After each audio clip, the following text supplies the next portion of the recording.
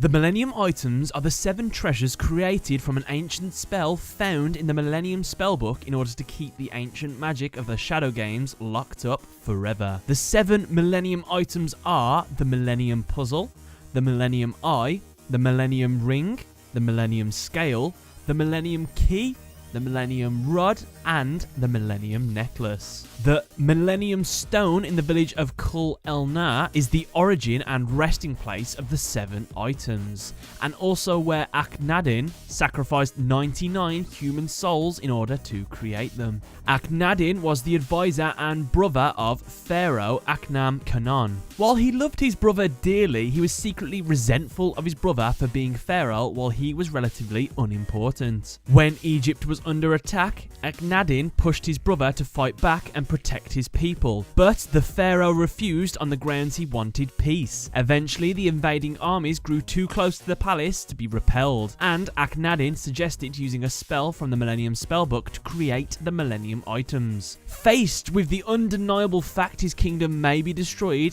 the pharaoh agreed. Akhnadin abandoned his son, Seto, and his wife for fear his actions would later cause criminals to target them, as well as to shield them from prejudice. Akhnadin led a group of soldiers to the village of Kul Elnar, where he ordered the thieves there killed and their blood collected for the ritual to create the items. The only survivor of this slaughter was Bakura. The slaughter was so horrific that Akhnadin never told his brother of it, and had all the soldiers he had taken brainwashed as to forget the incident ever occurred. Akhnadin, however, succeeded in creating the Millennium items, but a chasm opened in the chamber where the ritual had taken place. Zork necrophades rose from the chasm and ensnared Akhnadin, presumably to kill him. Akhnadin gouged out his own eye and placed the Millennium Eye into the socket, using its magic to protect himself and repel Zork. Upon the invading army's attack, Akhnadin, his brother, and 5 other priests used the Millennium items to hold them at bay and defeat them. So, the Millennium items grant their chosen owners access to ancient magic to use in Shadow Games. The most standard are granting a wish when being acquired. As well, they allow people to communicate with spirits, cast penalty games on the loser of a Shadow Game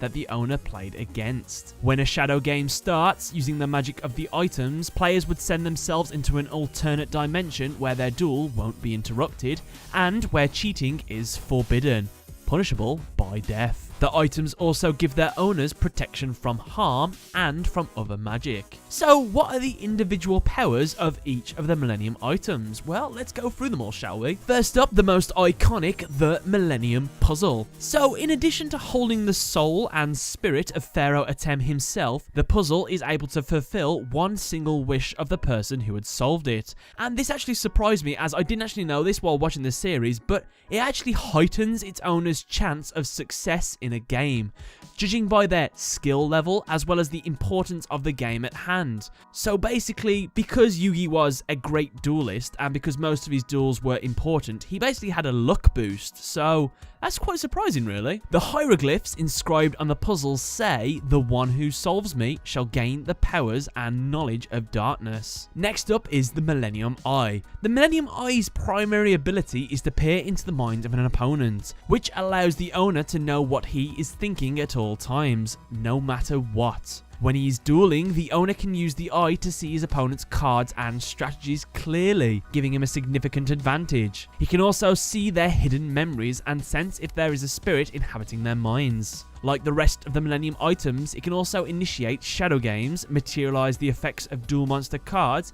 and also cast illusions and protect its owner from harm, among other magical powers. It can also initiate the Mind Card penalty game, where it seals the soul of someone inside a card, or in the manga, other types of penalty games. A great example of another type of penalty game was when Pegasus used a fatal one on Bandit Keith for cheating. Next up, the Millennium Ring. Its primary power is to guide the owner to whatever he or she seeks. including other Millennium items. It's kind of like a compass. Like the Millennium puzzle, it also had a soul sealed inside of it. In this case, a fragment of the soul of Zork Necrophades, who had also lost his memories, as well as a portion of Bakura's past life, Bandit King Bakura. Unlike the rest of the Millennium items, the Millennium Ring seems to possess the darkest powers, possibly due to having been corrupted by Zork's powers. This was seen as, in the anime, it fell into the chasm where the Tablet of Lost Memories rose from where Zork Necrophades was emerging for the first time.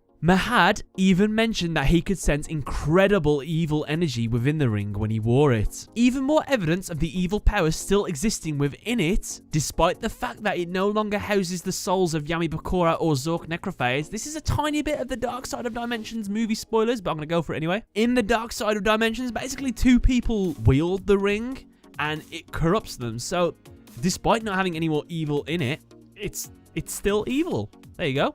Fun fact. Next up, the Millennium Scale. Now, the scale's power is the ability to weigh a person's sins against the feather of Ma'at. If a person lies while being interrogated by the owner of the scale, or is revealed to be truly evil, the side opposite of the feather will lower, as if weighed down by the person's sins. And if the side without the feather drops to the bottom, the person's soul will be eaten by Amit, causing death. In the manga, by placing the scale close to the heart of a person, if the scale tilts, then the person is noted to have darkness in his heart. The item also contained the power of fusion. It has been shown to summon Rabid Horseman, Duos Dragon, and Dragon Master Knight by fusing Ka.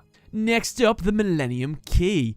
Now, its primary unique ability is the power to unlock the doors of a person's soul, giving the user access to the room of the soul, where their thoughts can be observed, or the room can even be redecorated, allowing the user to alter a person's personality. The brainwashing process can be undone when the victim touches the key. Also, the controller can manipulate and destroy the personality. The Millennium Key is the only item that does not have the Eye of Anubis anywhere on it. Fun fact. Additionally, the Millennium Key also allows the user to make himself or herself invisible to physical sight, and allows them to sense any disruption of the Millennium item's mythical energy. The owner of this item may also force images, scenes, or visions into the minds of others, as well as communicate telepathically with others. Next up, the Millennium Rod.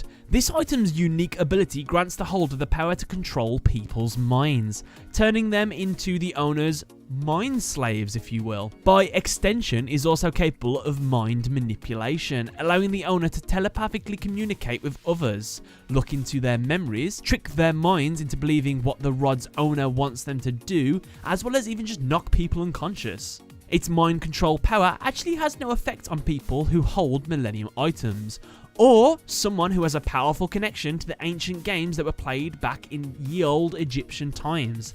So people basically like Yugimoto, Yami Bakura, Seto Kaiba, or Shizu Ishtar. Also, if the victim has an enormous force of will, the spell can be broken. As well, it's not really a power, but there is also a short blade concealed in the bottom of the rod. This is obviously removed in the dub because in the Japanese version, the knife was used to carve the symbols into the firstborn male's heirs' backs. And last up, the Millennium Necklace. The necklace allows its wearer to see through time, offering vivid glimpses of the ancient past and near future. Futures whose outcomes can only be altered through the inadvertent interference of other Millennium items. It can also protect its wearer from the shadow magic of other Millennium items.